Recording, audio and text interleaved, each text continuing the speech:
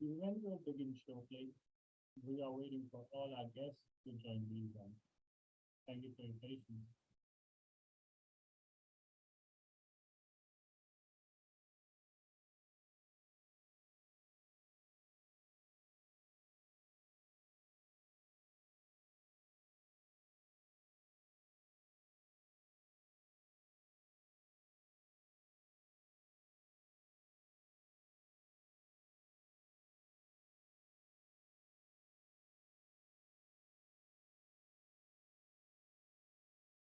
Hello, everyone. My name is Shubham, and I welcome you all to TV Tech 808 workshop for startups and entrepreneurs to help them navigate the challenges of starting a business, making it sustainable, and taking it to the next level.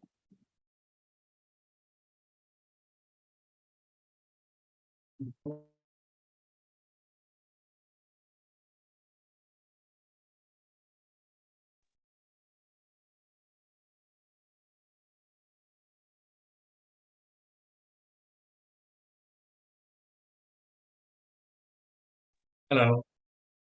Yes, we can hear you now, Shubham. Thank you so much, and sorry for that. So, hello everyone. My name is Shubham, and sorry for the inconvenience. And I welcome you all to TV Tech's 808 workshop for startups and entrepreneurs to help them navigate the challenges of starting a business, making it sustainable, and taking it to the next level.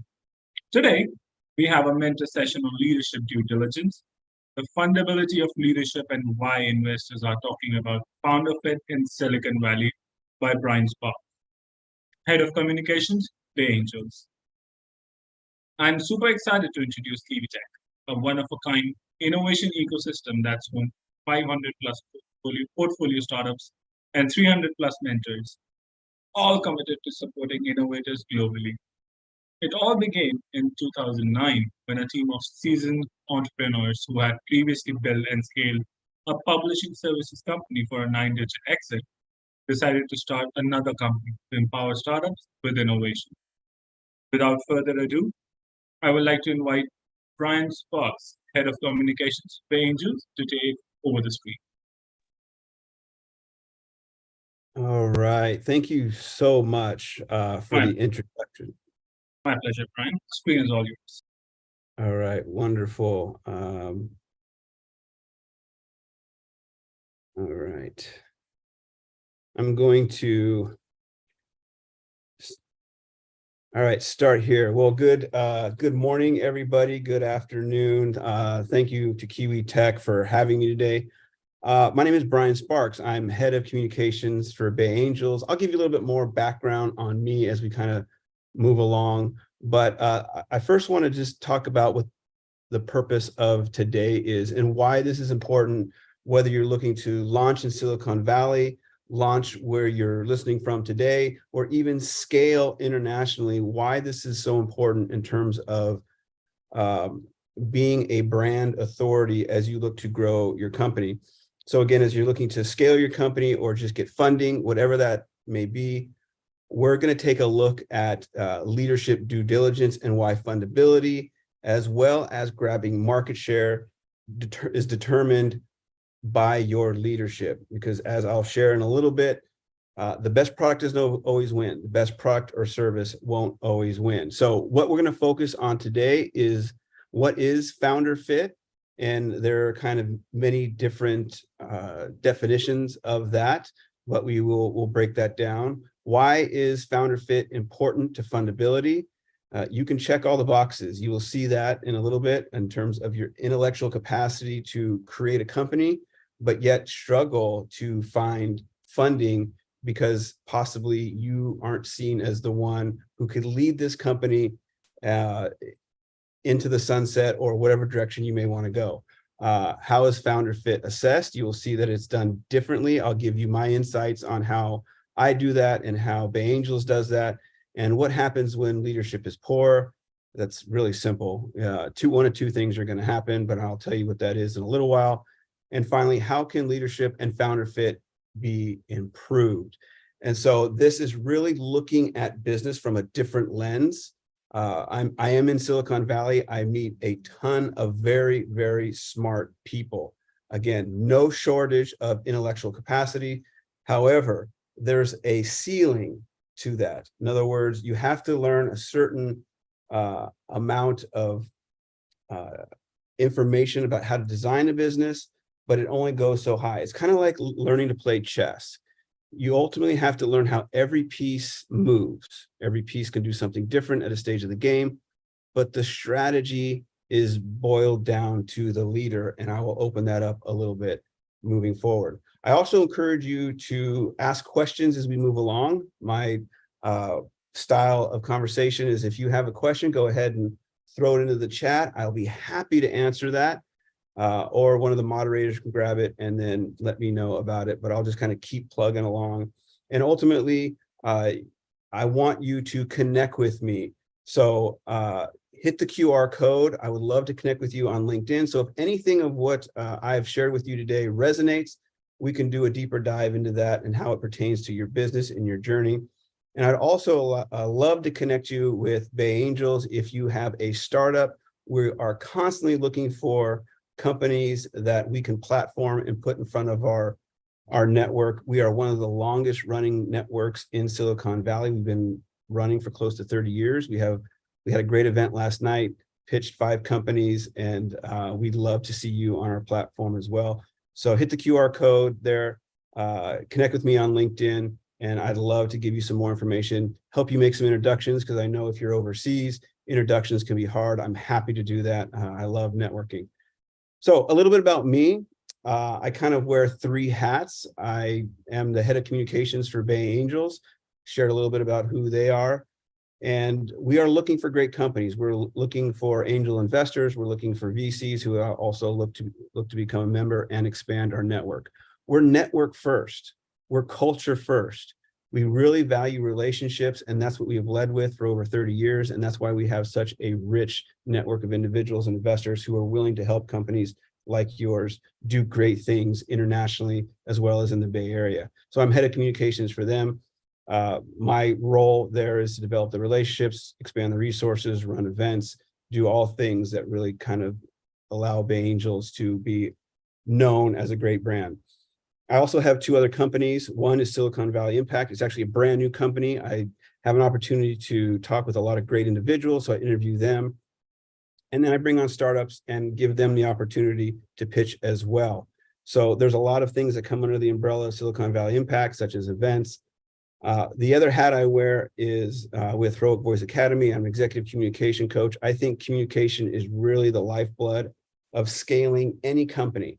So whether it is you're looking to connect with investors, build your team, grab market share, build your brand, it is all done through communication. I've done this long enough to see that that is the one golden thread throughout the startup journey. Who are you not only as a company brand, and who is what is your personal brand? And your company is only going to go as far as your personal brand. So I'll show you a little bit about what that means a little bit later. So again, wear many hats, connect with me, hit the QR code, and I love to continue the conversation. All right, so let's get into it. I know we have about 40 minutes or so to chat, maybe less, but I want to give you a little bit of insight of what this leadership due diligence is and why it's important. So let's start here. Let's start at the very beginning. You are all familiar with the pitch. The pitch is the opportunity to kind of give a high level introduction to investors, the market, about where your company is at. I often have looked at all pitches as doing one of 3 things. 1, you're either seeking money, support, number 2, or reputation. Anytime you take the stage, you're always building your reputation. So if you come to speak with Bay Angels, you are standing in front of a group of people who are coming to know who you are, whether you get money or not. So pitches can come in many forms, and there's not, one way fits all. So for example, I do a lot of work with Plug and Play. It's an accelerator, a global accelerator that was started in Silicon Valley. I work with over 150 companies a quarter to help them prepare for their demo days. And so the way that we prepare them, so for example, on the right, is we really focus on 7 types of slides. So we have the basic mission slide, we have the problem solution, use case story, market, team slide, and ultimately the invitation. And so I've done work also with Vibranium, which is Zamir Zukal, who's been on the show. Great guy. If you have a chance to go back and look at that show, I would definitely go watch him. I've had him on my show and I know him personally, but he has a soft landing program for companies looking to accelerate. And they use these 13 different slides to present their companies. So on the left side, again, there's different types of slides. Forbes has their example. Y Combinator, TikTok, they kind of reinvented it when they put together their pitch deck. Sequoia, Guy Kawasaki, they all have different types. And on the right are different variations on that. If you apply to Bay Angels, for example, on the far right there, we ask for these 10 specific types. So again, I'm kind of outlining this is because this is what's expected. This is the intellectual capacity. This is the things that need to be put up on the slide so that you can get a second conversation. I have never, and I've heard it happening, I have never seen a pitch and then someone run to the stage and say, who do I make this out for? Who do I make this check out for? It's going to go then to a second conversation. It's going to go through due diligence. And the pitch is really your first date. It's your opportunity to give the high level information, different funders, different angels, different VCs. They're going to want to know different things about your company moving through due diligence. But what they're all looking for is that, are you the one, the leader, and is your team the leader to take this to the destination that you have articulated in your pitch? So again, pitches come in many forms. I know have been a lot of great presenters here at Kiwi Tech that have told you how to pitch right. I would suggest getting different perspectives on how to pitch and then narrow it down to how it fits for you. They don't need to be perfect. And I'll go through that in a little bit. But ultimately, these are the intellectual things. And now what I want to kind of move towards is, how do you make a head-heart connection with your market, with your funder, so that they know you're the right leader for this company? All right. So let me go a little bit deeper into here. So say, for example, you check all the boxes. This is the Bay Angels example. You've got a great business description. You understand the market analysis. Your competition is on point. You have traction. You have operations down. Everything's in its system and it's being delegated effectively to your team. Management is done right. Finances look good. The ask is good. Everything looks good on paper. You've checked all the boxes. That then gives you an opportunity to take the stage. This is specifically with us. So what happens when you check all the boxes?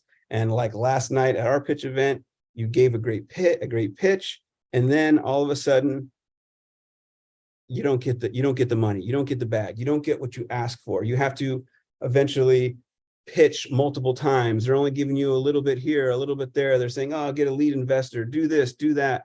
They're blowing you off.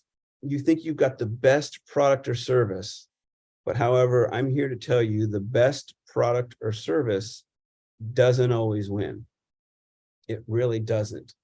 And then in comes now, who is leading this company? We've looked at everything about the company, but who is leading this company? So again, the question now becomes, how do you win? How do you win in funding? How do you win in the market? Early stage fundability is determined ultimately by leadership. So those of you who have had exits in the past, those of you who have been in the industry for a long time, or your advisors, or you're an angel investor, or your VC, you know in early stages that oftentimes what happens is the product or service needs to pivot. What you start out with isn't necessarily what you end up with. So the market demands something else. The ideas of your product, once they're in development, don't really play out. You may have had this big idea that looks to boil the ocean, right? That's a term that you'll hear once you get feedback from some of these judges. You look to boil the ocean, or you're doing too much and it needs to be scaled down. Well, really, this stage of your startup, we need to see how the leader or how the founders can pivot, narrow down, respond. I worked with a company a few years ago called VisB Medical, and in the early stages, they were actually a company that was designing at-home STD kits. And so they were doing okay, but then COVID hit. And their CEO, Adam, he's at Stanford here in Silicon Valley, he pivoted. And so he used a similar technology to create at-home COVID test kits. So they went from STD home kits to then home COVID tests. And they were first to market. They got a lot of grants, they got a lot of funding, and they quickly cleared not quickly, I would say over a course of about 18 months, they became a unicorn, $1 billion company. Tremendous ability to pivot. This guy, Adam, he was a great speaker. He's done TED Talks. He knew how to elevate his personal brand so that his company followed suit. He was able to win grants because if you think of it from this perspective, the market has one choice and ultimately in its final destination. If there are 10 companies just like you and one company, who are they going to choose? How are they choosing it? Well, it's usually determined by the leadership. How are they outlining their vision? How are they outlining their values? And what are their commitments? Are they out there becoming top of mind? Are they marketing effectively and resonating with the market in a way that people say, I'm going with them? Think about how you purchase. Think about how you become a customer. How have you been won over? How is trust earned with you? And founder fit falls into that specific characteristic. So how is it assessed? How is founder fit assessed? There's many ways. My company does leadership assessments. This is one that I did on myself earlier this year. And it can come back like a wheel like this, where we assess through a questionnaire of hundreds of questions, and you get kind of this idea of where you're creative, where you're reactive, where are your strengths, where are your weaknesses, and then you look to kind of build this out. This is a very complex way. This is just a summary page. It's my example. Don't judge me too much because you see where I'm a little bit more weak than others. But nonetheless, we take a look at this diagram and we can start to see. Now, I don't expect you to be able to read this. It's kind of, a mystery at this point. But we take a look at the balance of the particular leadership.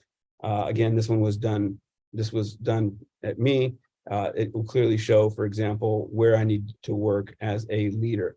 And so it could be as complex as something like this. Now, again, this was put together after hundreds of questions that was not only filled out by myself, but my team as well. And so you kind of get this 360 assessment. This is one way of doing that, but this is not the only way. This is kind of the intellectual way of doing it.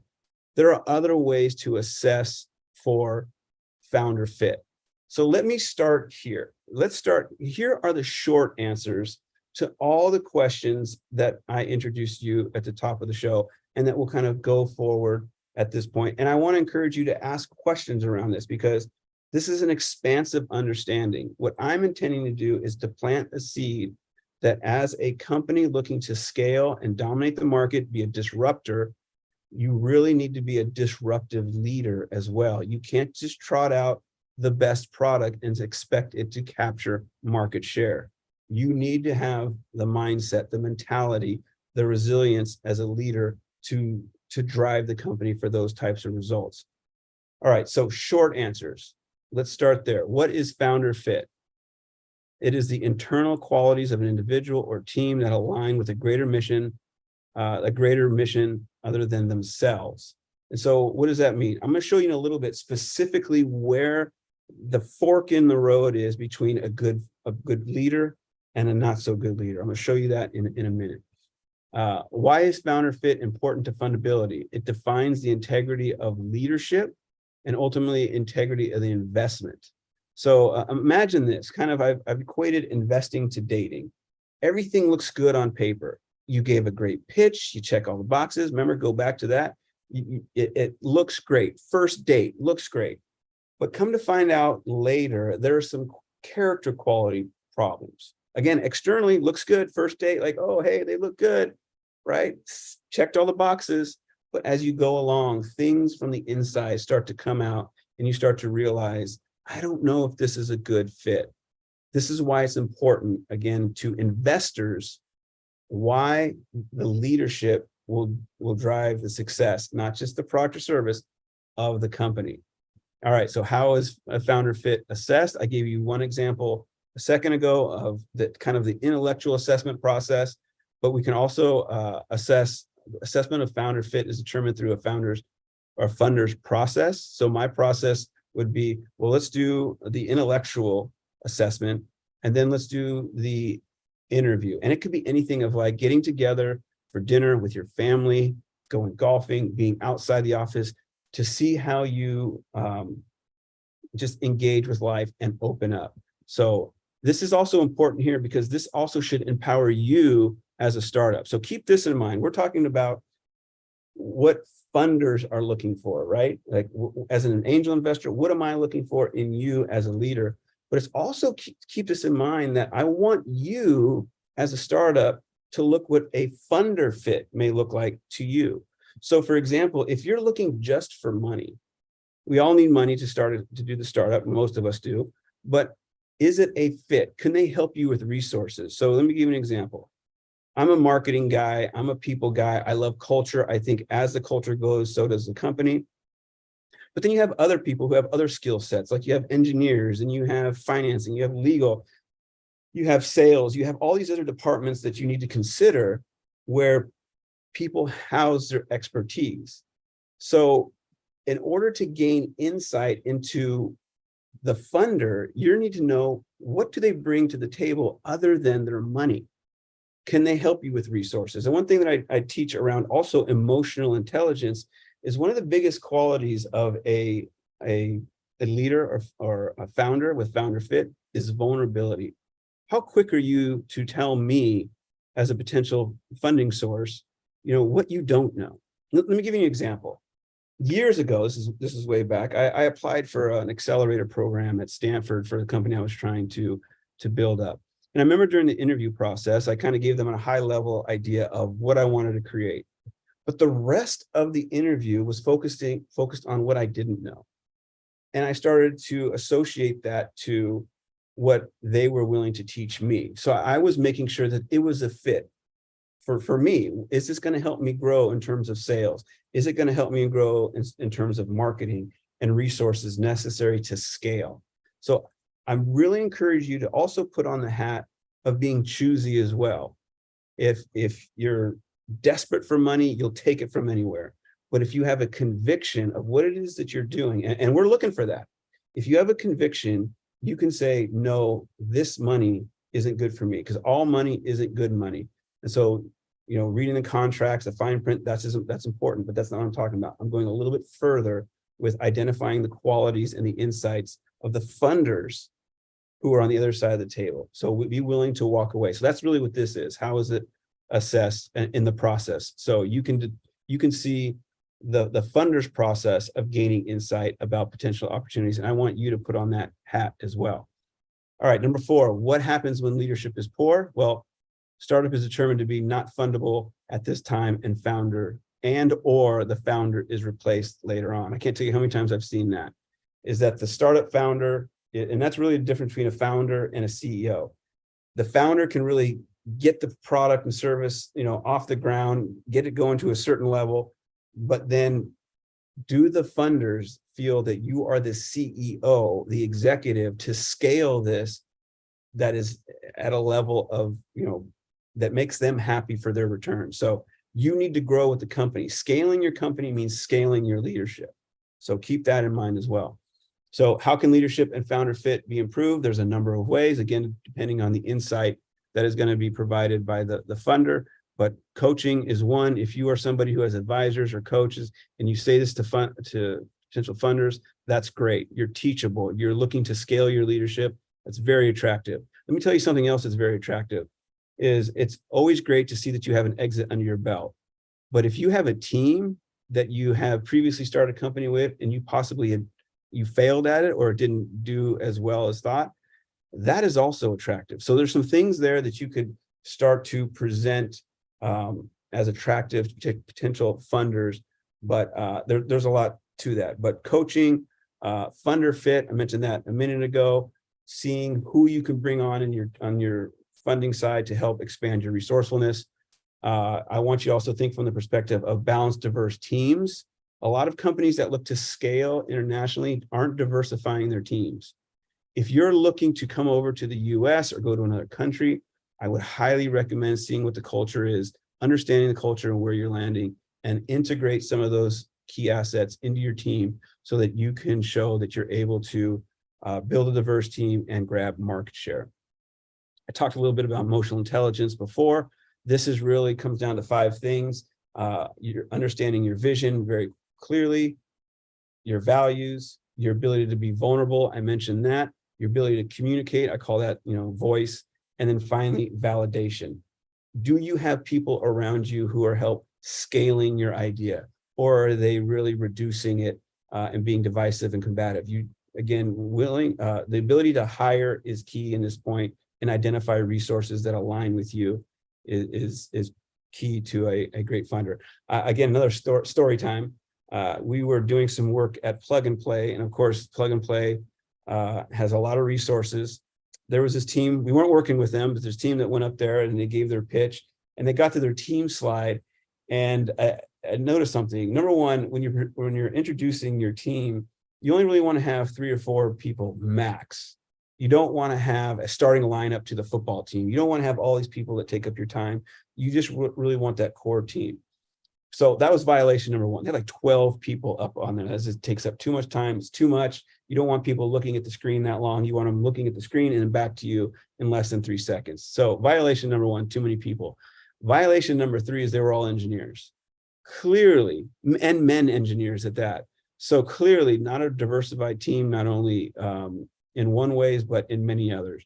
So look to diversify your team in talent, and you will show that you are a founder that knows how to scale and fill in the void. So these are the short answers. We'll come back to them as we grow a little bit. We're at 11:25. We got probably about another 20 minutes. And I want to give you a little bit more insight now to what this means to show founder fit when you're presenting, when you're communicating.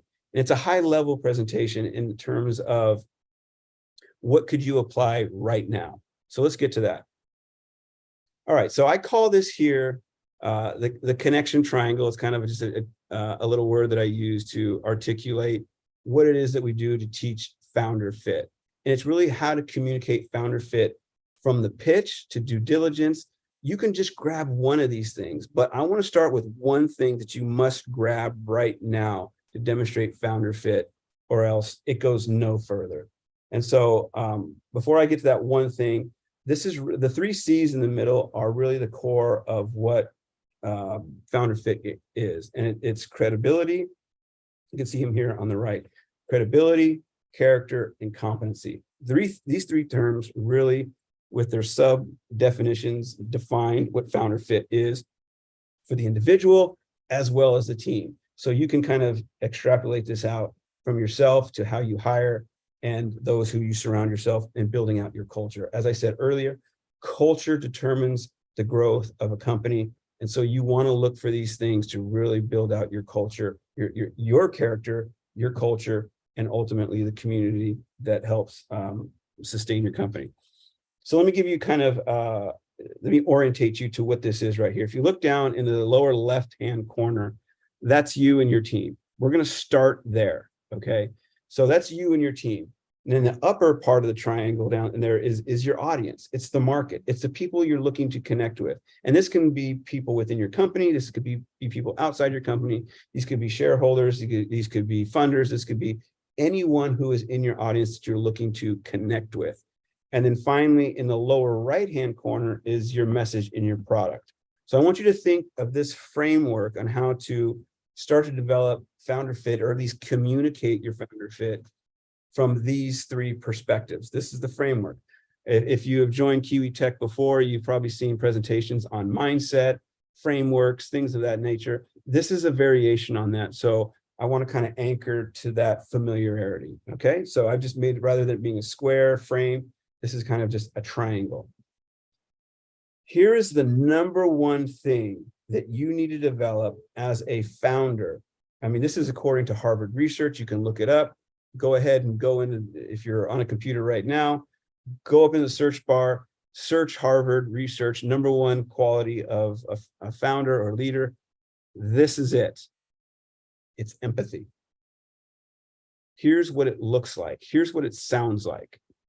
When you're giving a pitch or you're listening to a pitch, you'll hear something right away.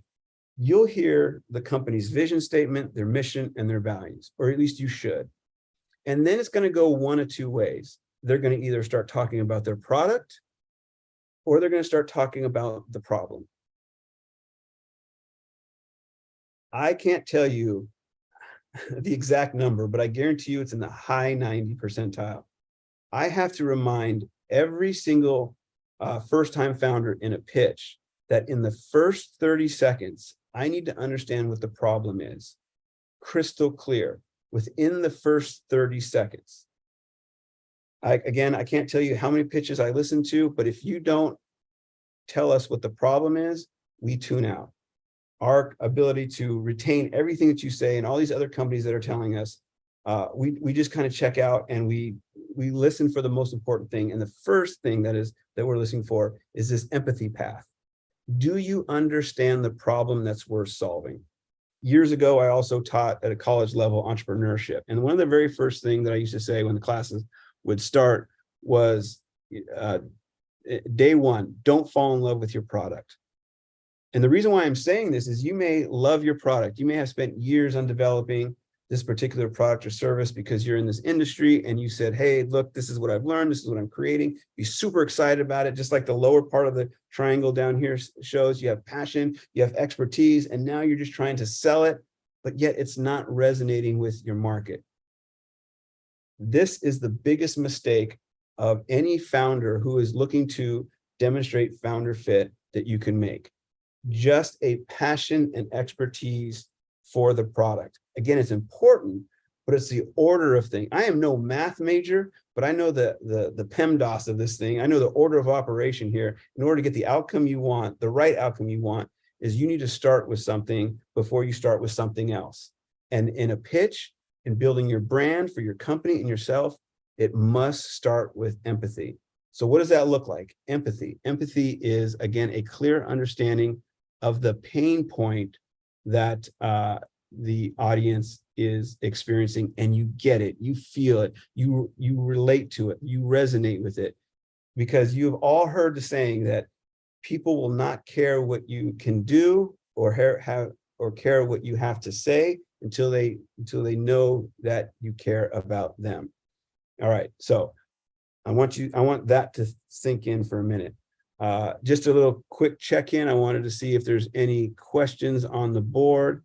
Again, I want to encourage anyone, if you have a question, go ahead, throw it into the webinar chat. I'm happy to answer questions at any time.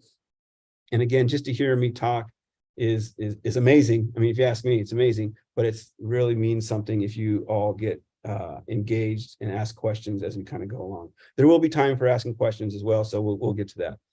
All right, so empathy, relatability. We want to hear stories. We want to understand that. We want to hear that those stories relate to your audience. That's pathway number one. And then finally, we then can understand, let's go from now the lower left to the right, passion and expertise. Passion is really the emotion, the love that you have for this particular message or this particular mission that you're on that shows from the heart. This is closely resonates with expertise. Any presentation, whether it's a initial pitch, whether it's due diligence, whether it's a board meeting, whether it's a sales meeting, expertise isn't your opportunity to do a data dump.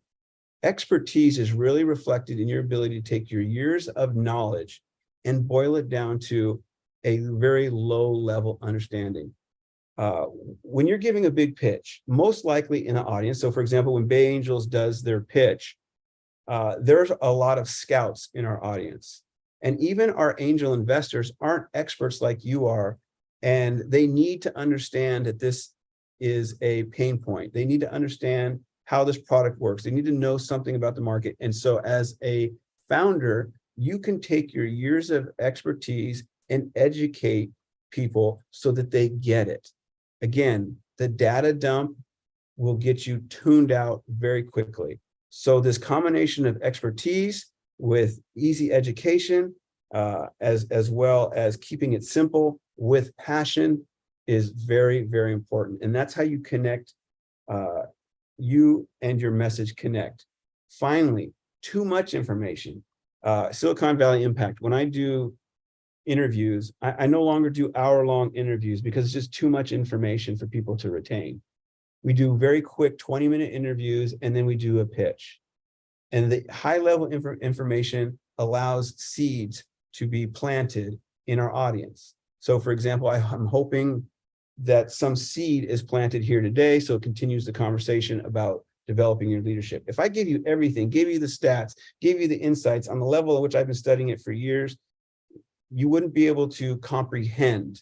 And that's true with any topic. So you take your favorite topic, and again, I would just be blown away by what you know, but I wouldn't be able to comprehend it. So in your pitch, you need to, again, have specific information so that your audience can comprehend it. Finally, engagement. How are you in terms of engaging your audience? Is the expectation on your audience to come to you? Or are you facilitating opportunities for them, for yourselves and them to come to you in a very easy way? Again, so this is kind of the triangle in which you can communicate founder fit from the stage in a very short period of time. These are just bullet points. So I don't want you to think that, oh, wow, okay, I see what relatability and empathy and engagement and comprehension and passion. I see, okay, I'm just going to integrate. That's not the way it works. I want you to think of these as kind of like a muscle part. And the very first one I want you to exercise is the empathy one, like understanding, the ability to see things from multiple perspectives, to feel and experience. Big difference between sympathy and empathy. I won't get into that, but again, resonating with your audience is the one thing I want you to really take away from today as founder fit, because again, it's important when dealing with funders, your team, your audience, market, whoever it is. Again, bar none, empathy is the most important one that really demonstrates founder fit. All right. So again, connect with me. I love to go over this with you a little bit more. If you're looking for assessments for your team, I love to do that as well. But this is really where second conversations come from. If you're on the stage giving a pitch and you demonstrate some of these, whether it be consciously or subconsciously, you're doing it by accident, you're naturally a good leader, great. You're going to get those second conversations. But if you're not doing it, you need to become more conscious of these things, then again, I love to chat with you more about it moving forward. All right. Looks like Mike. All right, takeaways. Takeaways for today. We talked a little bit about what is founder fit. Again, it's the internal qualities of an individual or team that aligns with a greater mission other than themselves, and themselves is the founder. So for example, if you believe, you've learned a little bit here, if you believe that you just have the greatest product in the world, or you're just so in love with your product and you're trying to sell it, it's not going to align with the hearts of your audience, and you're not going to be able to scale like you should or as quickly. So realigning that empathy piece to understand the pain, and then bringing in, whatever that solution may be, it may need to be modified. And most of the times in early stages, it is modified. All right, so this is the alignment piece. It's the internal qualities of an individual. It's not your intellectual capacity. It's your emotional and character qualities that aligns with the values of your market. All right, so why is founder fit important to fundability? Again, not the best product doesn't always win. Ultimately, it's the integrity of the individual, the leadership that gets funded. All right, but again, in the same sentence, without losing breath, you can't have a garbage product either. So don't think I'm dismissing that. All right, number 3, how is funder fit assessed? Again, I showed you intellectually, it can be done through assessments. It can be done through multiple interviews. If you think giving a pitch and getting up on stage is exhausting, wait till you go through due diligence. There are sometimes 7, 8, 9, 10 very exhausting interviews that determine whether or not you're going to get the check. So most of that time is determining not only the health of your company, but you as a leader. All right. So finally, next thing, number 4, what happens when leadership is poor? Again, best product doesn't always win. You don't get the funding. And number 5, how can leadership and founder fit be improved? Coaching, funder fit, finding the resources that you desperately need to kind of fill up the gaps where you may be weak. Balance, diverse teams, emotional intelligence. I equate this one to legs under the table. if you're a smart individual, and I can't tell you how many smart individuals I run into in Silicon Valley who are very siloed in their expertise. Experts, that's why they are developing a product or service that is worthy of the market. However, it's like one leg on the table. However, intellectual expertise is one leg on the table. You need to be diversified and balanced as an individual, 4 legs under a table to make it stable. Because again, once life that starts happening with somebody with just one leg, that table is going to wobble and boom, over it goes. This again is a clear indicator to a funder whether or not you're a balanced risk for us to give you some money. All right, so those are the key takeaways. I'm hitting a knock. Again, I really want to introduce you, excuse me, I see introduction. I would love to meet you all. So please connect with me on LinkedIn. I'd love to follow up with you about this particular topic. I know there's some questions, so I want to look now to the kind of the moderator to see what questions they field from our audience and open this up for discussion. So I'm going to pass the mic back. I'm going to stop sharing. This is my favorite part, so I'm all yours. Wonderful, wonderful. Thank you so much, Brian. That was a great presentation. And for our audience, our mentor is ready for all your questions. And just to let you know, Brian, we've been streaming this on all our social media platforms across Facebook and LinkedIn. So we have a couple of questions. So I'm going to pull up a question from LinkedIn first. First question would be, as a founder, how do you balance leadership with vulnerability? What was the second one? How do you balance leadership, and what was the other part of it? With vulnerability. Vulnerability. Yeah, great question. I think vulnerability is number one, can be misperceived as a weakness. And there are things that I have a lot of confidence in. And if you're a funder and you don't have confidence in what you're doing, you're not going to go far. But at the same, in the same sentence, you have to also have confidence in what you don't do well. So for example, I used to love to play baseball, and I had a lot of confidence playing the outfield, but very little confidence being a pitcher. And so when it came time, I remember back in Little League, they said, hey, do you want to pitch? I'm like, no, not a pitcher, not good. And so the balance here is not necessarily, are you afraid of showing weakness, but showing confidence in where your strengths lie. And think of it this way: if you're telling people that everything is always good, red flags are going to start going off for potential investors. Like everything is good, you're painting everything a rosy picture, numbers are good, you're glossing over things. And not much credit is given to what your unique selling proposition may be as a product, and your unique leadership value may not be taken seriously. So if I tell you, hey, I am really good when it comes to leadership, but when it comes to math, I'm horrible. Like, don't give me the math, don't push the books and the finances my way. I hire for that. I got a great person managing that right now. But if I say to you, hey, I'm a great leader. Oh, finances? Oh yeah, I can do that too. There's really not this contrast. And we want to see contrast in an individual. Like, they're great here, but not so much here. It's like, maybe another analogy is like painting. We want to be able to see you in color, not just black and white, right? We want to see variations. We want to see, yeah, they're great here. Much like the assessment I put up there that I took, you can see where things are very much lit up in green, where I'm strong, and then there's a lot of missing parts.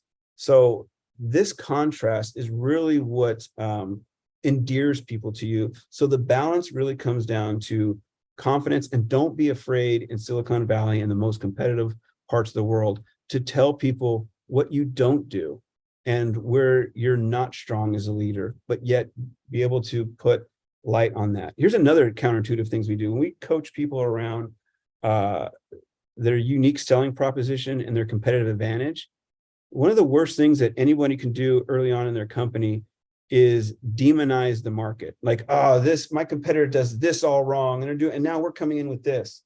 That we put that to rest right away. The best way to address your competition is tell us what they do well. Tell us how you've learned from them. Tell them where their expertise is, and then tell us, however, this is what we do. Here they are, and they're doing it so well. we believe we could take this part and make it much better. You come off so much more with integrity at that point than to just kind of dismiss them or dismiss your weaknesses. That's vulnerability, showing your strengths and also your willingness to say, this is where we're not so good. Thank you so much, Brian. That's very well answered on a personal level as well. Thank you so much. We have another question. It says, do you have a particular niche that you fund? Where do we, well, me personally, so Bay Angels Yeah. does not. We're a very diverse group of angel investors. We do everything other than probably, we do medical devices, but we really want to stay away from those regulations. I love ed tech. So Okay. that's my space. I also, I have a close friend and I partner with that is very good in insure tech. So those are two top of mind spaces that I enjoy listening to. Wonderful. So another question would be, how has the concept of founder fit evolved over time? And what trends are emerging in Silicon Valley regarding leadership due diligence? Oh, how has it evolved over time? Let's see. Well, it's always just kind of been called leadership. But as we've gotten kind of more sophisticated in how we evaluate different parts of the company, because there's multiple parts of a company, there are things that work well, whether it's the business structure, business model, and there's things that don't work well, whether it's legal processes, whatever you want to ensure. So there's always going to be strengths and weaknesses within the scope of the company, always. We just kind of generally said that the team has always been an important factor. But now with all these assessments and research has been emerging over the last decade or so, if not more, at least as long as I've been in the industry. And the way that competition is kind of engaged with nowadays, leadership is important now more than ever in terms of capturing market share. And the reason why we're saying market share is that's changed. I mean, with all the tech nowadays, and how even this influencer market, it's not to be dismissed. Influence market says a lot, actually, how the next generation of business is going to be done. So if we're looking towards micro influencers, we need to kind of get back to not only the wisdom that we've used for decades, but also integrating new ideas and how leadership is branded. And so you have to have an individual who is a little old school, as well as open to learning new ways of engaging with people.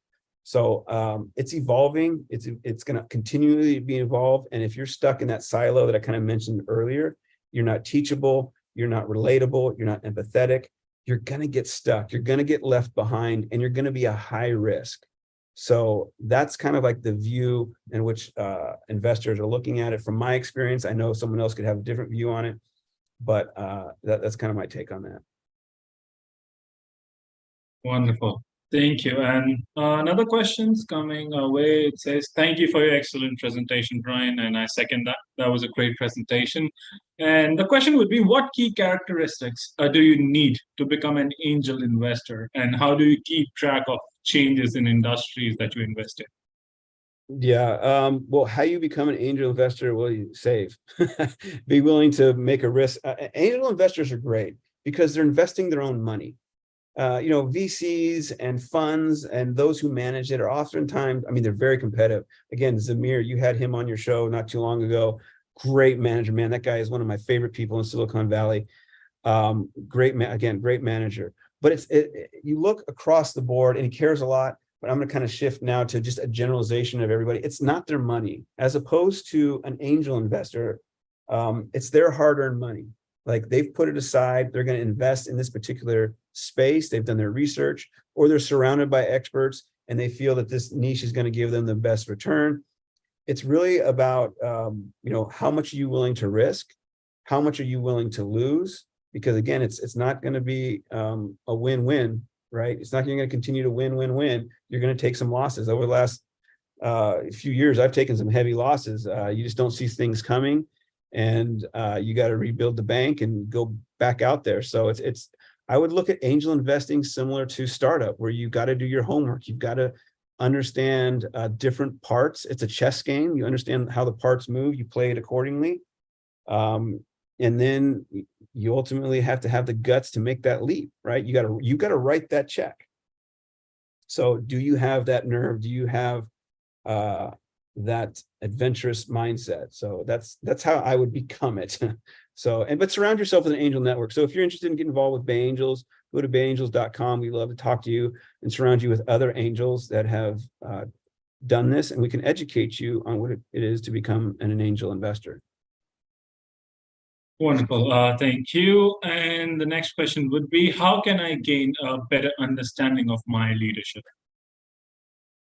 I would get a coach, and a lot of good, again, investors do have those resources. So I would ask whoever's investing in you or who is potentially investing in you, do they have advisors? And there's a difference between a consultant advisor and a coach.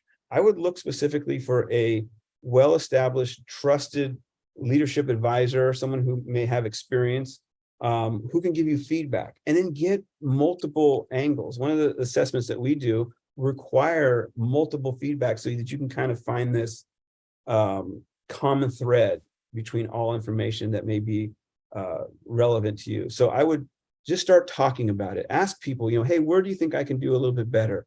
And are there themes? Or ask somebody, contact me. I love to have that conversation. We can go down a rabbit hole together to figure out where we can, put our finger on that need for growth. It's like working out. What part of your body do you want to get in shape? And it's really working multiple parts in order to be healthy as a company, healthy as an individual moving forward. Thank you. So this one is an interesting one. It says, when a lot of investors currently are holding off from investing in early stage ventures, do you see it as an opportunity to leverage and invest more, or consider it as an insight to be cautious as well as hold off as well? Yes. That can be broken down into parts. That's a great question. That's a lunch question right there, where you can sit down and really break that down. Obviously, markets have trends, and you're going to want to know what that trend is. But a great opportunity can come about at any point. And so you don't want to close your eyes and close up shop saying, well, the market's down. Traditionally, people are saying, well, right now we're in an economic downturn, but a lot of investors are positioning themselves for big returns at this point. So again, it's how you play the game. This question here is a great one. MS or host and pen, whoever it's coming from. This question here talks again about the chessboard, but you're asking about multiple pieces and how should I move my next piece? It's really about setting up the board for success later. Any investment is not about that move that really wins the game. It's about setting up your environment so that you can then win down the line. There's no get rich quick scheme that I'm going to give you that's going to be effective. You're going to blow your money. That's gambling. Startups are like relationships. They take time to cultivate. You need to have a strategy, head and heart, in order to maintain that relationship long term, and then ultimately make good decisions at specific points of your game, if I can go back to that analogy. So everything's different. There's just too many variables to give you a quick answer. But this is a great question and can really open up conversation with advisors and people around you. But Brian, that was a very generic answer. The question says, what would you do? So what would be your move when you see such an opportunity? Okay, what would be do you see an opportunity? What would I do? Again, what's the variable? I don't understand. Let me repeat it again. When a lot of investors currently are holding off from investing in early stage ventures, do you see it as an opportunity to leverage and invest more, or consider it as an insight to be cautious as well? Always be cautious, okay? Always be cautious, but also be looking for, it's back to being balanced. What would I do? I have a healthy dose of fear in my life, and I pay attention to it, okay? I also have a healthy dose of confidence. So despite having fear, I can still make a healthy choice, a confident choice. But the gap between the two requires me to leap in faith. So that's what I would do. I would educate myself on my fear. What are my biggest concerns here, right? Is the timing right? Can I afford this? Do I trust, the opportunity? And then is this an opportunity that's right for me, right? Again, it's taking the fear and yes, I can do this. And now leaping between the gap. If the gap gets further and further apart, like, oh man, this is just not looking good. I don't have a lot of confidence and it just keeps moving. Then I don't make the decision. So there is a mental process, but we're just playing hypothetically here with a framework as opposed to facts. And those context and content do matter. Wonderful. Thank you so much for answering that. And we'll take one last question. The question says, you mentioned something about finding a fund of it in your presentation. Can you explain that a bit? Yeah, this is big because again, I'm trotting out this idea about improving your leadership skills so someone else finds you as a fit, the founder fit, right? They're assessing you and how to, essentially win at this point. But I also want you to remember that it goes both ways. You have the right to say, this funding opportunity isn't a fit for me. Again, it's back to the previous question, right? Is this opportunity right for me? Is what I'm getting involved with here, check all the boxes for what I need. If you haven't done an assessment of your company and your inadequacies, and you don't know what those are, and you get a funder who doesn't bring anything to the table, nothing else is really achieved. But if you go, hey, we're weak here, and you find a funder that can kind of help shore up with those resources, that's a good fit. Again, not all money is good money. You want to look at the qualities and the track record of the funder that's coming to your table. What are their references, right? You want to make sure that this is a good relationship for you. You don't want to go into a relationship desperate. I mean, I can do a dating analogy there that may make certain audiences laugh, offend others, but really there's a lot of similarities there where you do not want to just take anything that comes along. It's a marriage. It's a relationship that you need to look at from a heart level as well as a head level. Wonderfully explained, Ryan. So we have one little message for you on the chat box. It says, love the healthy dose of fear and leap of faith as the decider between those who get funded and those who have to do more to get funded. And thank you so much, Ryan, on my behalf and my team's behalf. That was a great presentation and great talk. With that, I'd like to thank you, our mentor, and our guests for joining us today. And we will be back soon with more workshops. Now, I would like to bring your attention back to the screen for our upcoming events. We host events on a weekly basis, and then we hope to see you again for our another virtual event. Till then, you guys take care and stay safe. And thank you so much for joining in, guys, and have a great day. And just a minute, we'll just post up a banner for our upcoming events. Team, can we have the banner up for our upcoming events? Okay, so these are our upcoming events.